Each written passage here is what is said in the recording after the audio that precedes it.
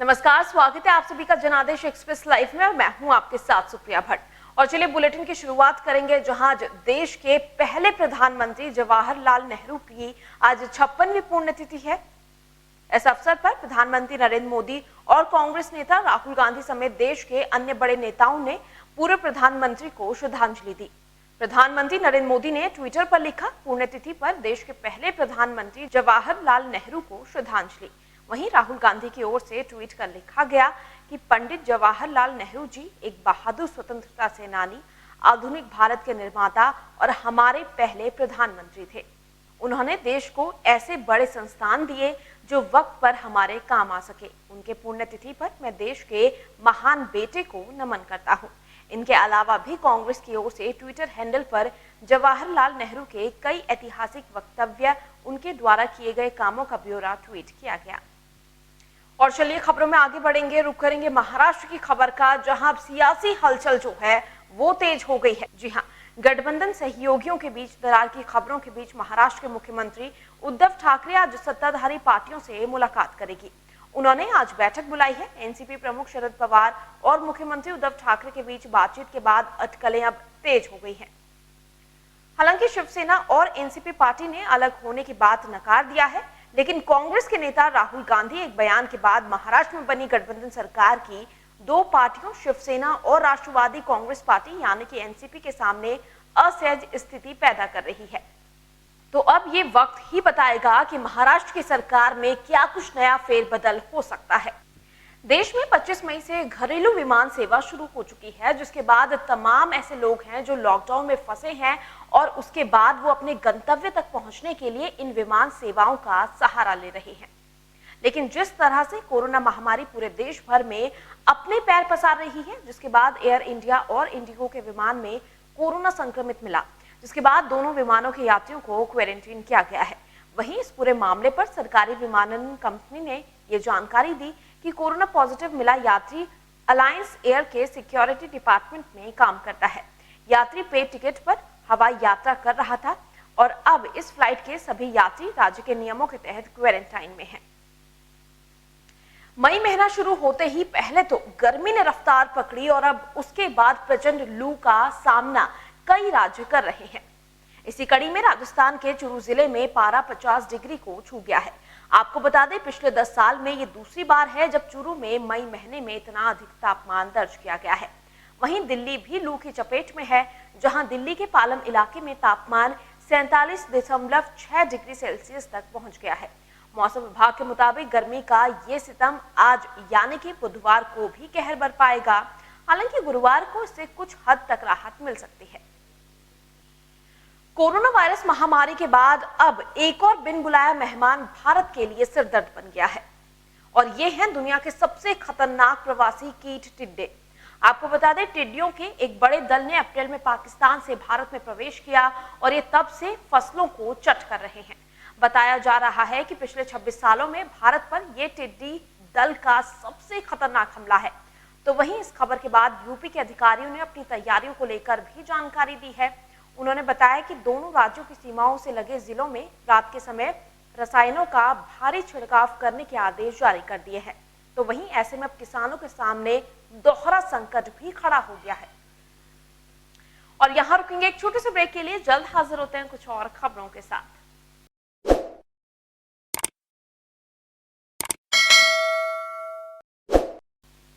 Break के बाद एक बार आप सभी का फिर से स्वागत है और चलिए अब खबरों में आगे बढ़ेंगे।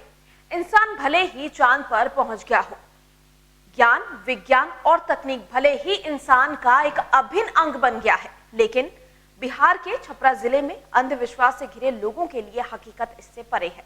जी हां, सोनपुर में एशिया का सबसे बड़ा पशु मेला हर साल लगता है, जिसमें देश विदेश से लाखों श्रद्धालु कार्तिक पूर्णिमा के दिन जल अर्पण करने के लिए सोनपुर आते हैं। लेकिन आपको ये जानकर हैरानी होगी कि इस मेले के शुभारंभ में यहाँ भूत उतारे जाते हैं और जिसमें हजारों लोगों का विश्वास भी है। जानकार बताते हैं कि ये प्रथा 150 सालों से चलती हुई आ रही है। उत्तराखंड में प्रधानमंत्री नरेंद्र मोदी की आरती को लेकर उठा विवाद अब पुलिस थाने तक पहुंच गया है। कांग्रेस ने भाजपा के खिलाफ देहरादून कोतवाली में शिकायत दर्ज करवा दी है। आपको बता दें, इस आरती को डॉक्टर रेणु पंत ने लिखा था, लेकिन वो हैं कौन, इसका अभी तक किसी को पता नहीं चल पाया है। आरती उस समय लॉन्च की गई थी जब भाजपा के विधायक गणेश जोशी ने मोदी किचन की समाप्ति पर एक कार्यक्रम रखा था। कार्यक्रम में राज्य के सहकारिता मंत्री डॉक्टर धन सिंह रावत भी मौजूद थे। उस समय कार्यकर्ताओं के कहने पर धन सिंह रावत ने मोदी की आरती लॉन्च कर दी थी। उस समय से कांग्रेस इस आरती का विरोध कर रही थी। वहीं उत्तराखंड महिला कांग्रेस की देहरादून महानगर इकाई ने भाजपा के खिलाफ देहरादून कोतवाली में तहरीर दी है। तहरीर में कहा गया है कि हाल ही में भाजपा ने दुर्गा आरती से छेड़छाड़ करते हुए पीएम मोदी की एक आरती बनाई है, जो राज्य सरकार के एक मंत्री और विधायक द्वारा लॉन्च की गई है। महिला कांग्रेस ने इसे सनातन धर्म और देवी देवताओं का अपमान बताते हुए दोषियों के खिलाफ कार्रवाई की अब मांग की है। गणेश जोशी और एक राज्य मंत्री स्तर के धन सिंह रावत ने मोदी की आरती उतारी हमारी देवी देवताओं के नाम पर, दुर्गा मैया के और हनुमान जी के उस पर, जिसमें उन्होंने सनातन धर्म की बेइज्जती करी। मतलब मोदी हमारे प्रधानमंत्री हैं सम्मानित, लेकिन क्या वो भगवान हो गए? इसके खिलाफ हमारे देवी देवताओं के खिलाफ जो उन्होंने इस तरह का कृत्य किया, उसके खिलाफ हमने नेहरू कॉलोनी थाने में एक तहरीर दी थी। का हमारा आदेश होगा, धरना प्रदर्शन करने का होगा, हम उस तक जाएंगे। प्रदेश में हो रहे लॉकडाउन के उल्लंघन मामलों पर DG law and order Ashok Kumar काफी सख्त नजर आए, जिस पर उन्होंने जानकारी भी दी कि अभी तक क्वारंटीन के उल्लंघन में प्रदेश में 334 व्यक्तियों के विरुद्ध 248 अभियोग पंजीकृत किए गए हैं।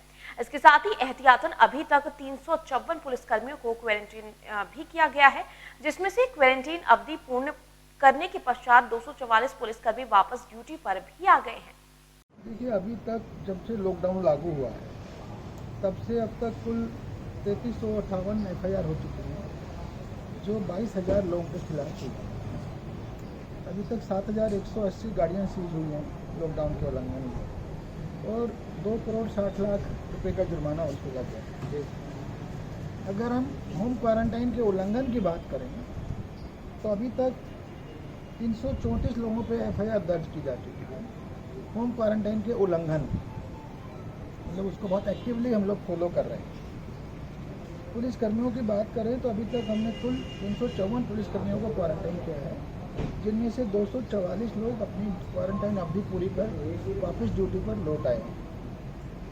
अभी तक यही बेसिक आंकड़े हैं जो हमारे पास। मैंने पहले भी बताया था कि जिस भी माध्यम से हमें पता चल रहा है तो हमने लोगों से अनुरोध किया, 112 पे सूचना आ रही है, वैसे भी लोग थाने चौकी पे पहुँच के बता रहे हैं। तो जो भी हमें होम क्वारंटाइन का उल्लंघन करते हुए पाए जाते हैं उनके अगेंस्ट FIR की जाती है, फिर उनको संस्थागत क्वारंटाइन में डाला जाता है। तो ऐसे 334 लोगों पे आज दिनांक तक कार्रवाई हो चुकी है। अच्छा दीदी, तो मेरा अपना अनुमान है कि 1,60,000 से ज़्यादा लोग आ चुके हैं, और मैं कहूँगा 2/3 जो है ना काम हो चुका है।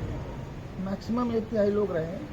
और अब ये भी देखने में आ रहा है, आज ही मेरा रजिस्ट्रेशन वालों से बात हो रहा था कि जिन्होंने रजिस्टर कराया तो वो सब लोग अब आ भी नहीं रहे हैं। जब से थोड़ा खुल गया है तो उनमें से 100% आदमी नहीं आ रहा है।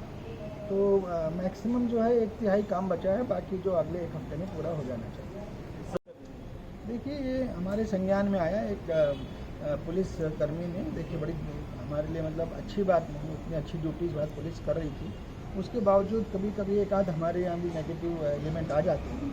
तो उसने संभवतः नशे की हालत में था और उसने इस तरह की हरकत की कोशिश की, तो उसको हमने तत्काल निलंबित कर दिया है, उसके अगेंस्ट FIR कर दी है, उसको अरेस्ट करके जेल भेज दिया है। ऋषिकेश के डिग्री कॉलेज के गेट के पास एक गाड़ी में अचानक आग लग गई, जिसके बाद मौके पर पुलिस की टीम और फायर ब्रिगेड की टीम पहुंच गई, जिसके बाद आग पर कड़ी मशक्कत के बाद काबू पाया गया। फिलहाल घटना में कोई भी जनहानि नहीं हुई है। वहीं गाड़ी के मालिक से पूछताछ करने पर जानकारी प्राप्त हुई कि उक्त गाड़ी का AC कुछ समय से खराब चल रहा था और डिग्री कॉलेज के सामने आते ही अचानक ब्लास्ट हो गया, जिसके बाद गाड़ी में आग लग गई।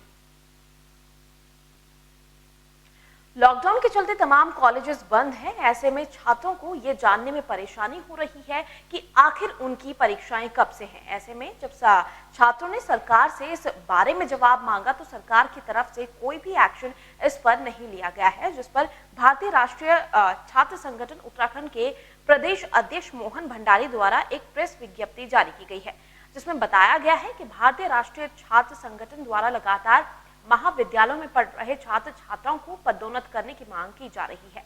वर्तमान समय में प्रदेश में लगातार कोरोना संक्रमितों की संख्या बढ़ती जा रही है, जिसके कारण अभी कॉलेजों का खुलना संभव नहीं है। विश्वविद्यालयों में पढ़ने वाले कई छात्र दुर्गम क्षेत्रों और कई अन्य राज्यों से भी आते हैं। यदि परीक्षा करवाई जाती है तो इससे छात्रों को भी बेवजह संक्रमण का सामना करना पड़ेगा। उन्होंने ये भी जानकारी दी कि छात्रों की समस्या को देखते हुए इससे पूर्व संगठन द्वारा मुख्यमंत्री, उत्तराखंड सरकार, उच्च शिक्षा मंत्री और विश्वविद्यालयों के कुलपति को भी ज्ञापन के माध्यम से अपनी मांग रखी गई, लेकिन अभी तक परीक्षाओं के संबंध में किसी भी विश्वविद्यालय द्वारा कोई भी स्पष्ट आदेश नहीं निकाला गया है, जिससे छात्र छात्राएं असमंजस की स्थिति में है। इसको देखते हुए सरकार और विश्वविद्यालय प्रशासन को चाहिए कि वो संगठन की मांगों पर ध्यान दे और उन्हें पूरा करे। मैं मोहन भंडारी, प्रदेश अध्यक्ष एनएसयूआई पिछले लंबे समय से छात्र छात्राओं को प्रमोट करने की मांग कर रही है, लेकिन जिस प्रकार से उच्च शिक्षा मंत्री डॉक्टर धन सिंह रावत जी का बयान आ रहा है कि प्रदेश के महाविद्यालयों में 1 जुलाई से परीक्षाएं प्रारंभ करवाई जाएंगी, एनएसयूआई इसका विरोध करती है। वर्तमान समय में जिस प्रकार से उत्तराखंड में लगातार कोरोना संक्रमित मरीजों की संख्या बढ़ती जा रही है, उसको देखते हुए छात्र छात्राओं को महाविद्यालय में बुलाना अभी उनके जीवन के साथ खिलवाड़ करना होगा। एनएसयूआई पूरे प्रदेश भर के छात्र छात्राओं के माध्यम से माननीय उच्च शिक्षा मंत्री डॉक्टर धन सिंह रावत जी को 50,000 पोस्ट कार्ड भेजकर अपना विरोध दर्ज करवाएगी। और चलिए खबरों में आगे बढ़ेंगे, रुक करेंगे देहरादून की खबर का, जहां उत्तराखंड प्रदेश कांग्रेस कमेटी के उपाध्यक्ष सूर्यकांत दसमाना ने परिवहन व्यवसाय से जुड़े विक्रम ऑटो रिक्शा और मैजिक के ड्राइवरों की सहायतार्थ राशन वितरण कार्यक्रम शुरू करते हुए कैंट विधानसभा क्षेत्र के प्रेमनगर में 125 ड्राइवरों को राशन किट वितरित की। इस अवसर पर दसमाना को विक्रम एसोसिएशन के प्रधान ओमपाल ने धन्यवाद ज्ञापित करते हुए कहा कि Vikram auto, taxi, maxi, magic और बस ड्राइवर बिना रोजगार के हैं और गाड़ियों के मालिकों ने लॉकडाउन होते ही अपने हाथ खींच लिए, जिसके कारण अब सबके सामने रोजी रोटी का संकट खड़ा हो गया है और अब तो थोड़ी बहुत जमा पूंजी भी खत्म हो गई है, लेकिन किसी ने इस वर्ग की सुध नहीं ली। वहीं इस पूरे मामले पर धसमाना ने राज्य सरकार पर निशाना साधा और कहा कि उनको सबसे बड़ा अफसोस इस बात का है कि राज्य सरकार ने राज्य में तमाम इन वाहनों के चालकों के बारे में कुछ सोचा ही नहीं है और मजदूरों के लिए की गई 1,000 रुपए की घोषणा में से अब तक 1 रुपए भी इन ड्राइवरों को नहीं मिला है। सरकार को जो मदद, जो सहायता राज्य के तमाम जो निजी परिवहन हैं, चाहे वो विक्रम ड्राइवर हों, चाहे वो ऑटो ड्राइवर हों, चाहे वो टैक्सी ड्राइवर हों, चाहे वो प्राइवेट बसेस के ड्राइवर हों, पिछले 65 दिनों से वो बेरोजगार हैं। उनको आपको जो भी मदद करनी चाहिए थी, तुरंत मदद करनी चाहिए। मैं समझता हूँ कि सबसे ज़्यादा हालत आज उस व्यवसाय से जुड़े हुए लोगों की है और विशेष तौर पे जो ड्राइवर हैं, जो क्लीनर हैं, उन लोगों की स्थिति खराब है। हम लोगों ने आज शुरुआत करी है राशन किट देने की ड्राइवर्स को, तमाम, चाहे वो विक्रम के हों, ऑटो के हों, मैजिक के हों, टैक्सी के हों, हमने शुरुआत करी है। और हम तो ऐसे ही तमाम खबरों से जुड़े रहने के लिए देखते रहिए जनादेश एक्सप्रेस लाइव। नमस्कार।